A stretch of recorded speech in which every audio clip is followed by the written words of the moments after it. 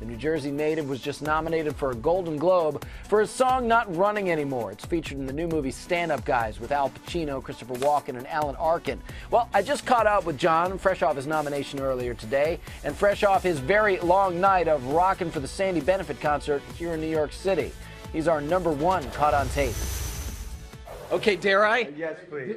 I mean, really. No, you really. weren't out with me. That's true. I wasn't rocking out. I wasn't at the rock show. 2 in the morning. So I don't deserve that. And I want to talk to you about that in just a second. But first, huge news today about your Golden Globe nomination. So the thing is, some 20 years ago, you compose a song for a film, you win a Golden Globe for Blaze of Glory, and then you take 20 years off before writing another song for a film, and it gets nominated. I'm thinking, why wait so long? Maybe you're onto something here. I have bad memory, you know. I really enjoyed this morning immensely.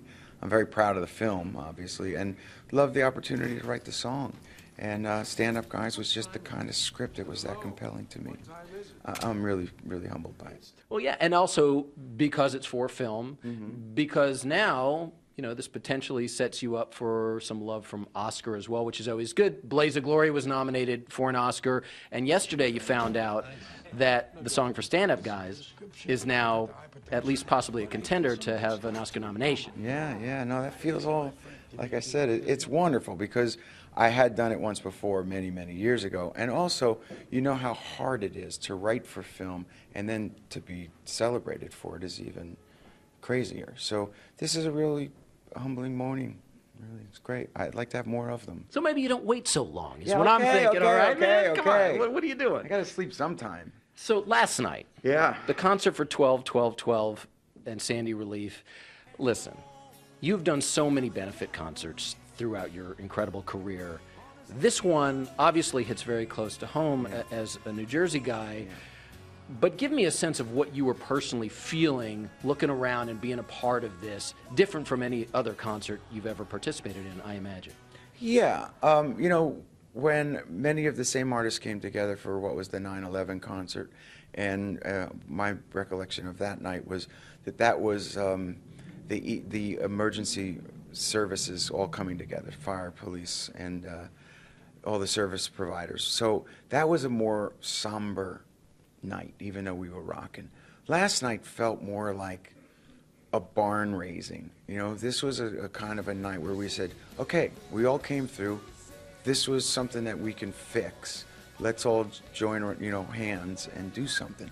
So both governors were there in a celebratory mood and able to relax. All the artists came together, and there was no great sadness as there was in 9/11.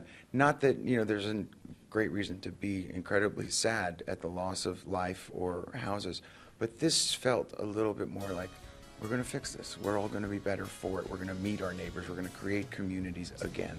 We're going to believe in each other and through our differences become one.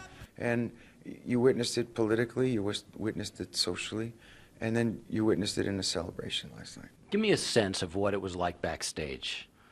The Mutual Admiration Society, and a lot of people like being teenagers, you know, taking pictures and eating cold pizza and stealing bottles of wine. And Who'd you run up and take a picture with? Did you approach somebody and say, all right, man, we haven't seen each other in X amount of years? Or ever. You know, I mean, Pete Townsend was one right off the top of my head.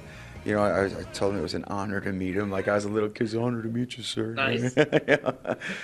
So there was a lot of that. But fortunately, and I'm blessed to say that I've known a lot of those guys for a long time. So anytime you see Beatle Paul, you're in awe. And Roger Waters was sharing a dressing room with me. And of course, you know, between Jon Stewart and Bruce and the Jersey connection, everybody knows everybody there. Billy is a neighbor out on Long Island, so we see him often too. It was just that kind of a great get-together.